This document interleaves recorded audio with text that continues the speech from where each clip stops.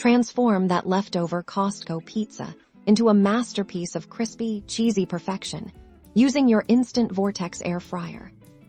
We've all been there circumflex euros, that delicious Costco pizza. But by day 2, it's lost its magic, but fear not. Today, we're unlocking the secret to reviving it with the incredible Instant Vortex Air Fryer. It's surprisingly simple, and the results are jaw-dropping. First things first, let's get our pizza ready. Take your leftover Costco pizza and carefully place 1 or 2 slices into the air fryer basket. Don't overcrowd the basket.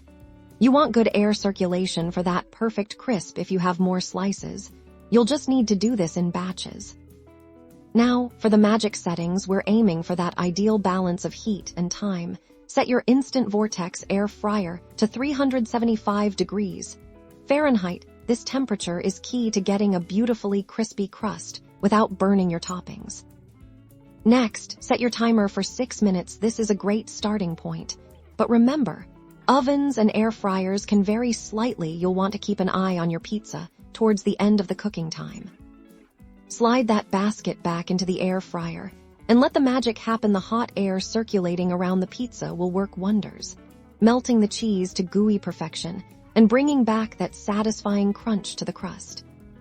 After 6 minutes, carefully pull out the basket. Give your pizza a quick visual check. You're looking for a golden brown crust and bubbly melted cheese. If it needs a little more time, you can add another 12 minutes, but watch it closely after the initial 6. And there you have it.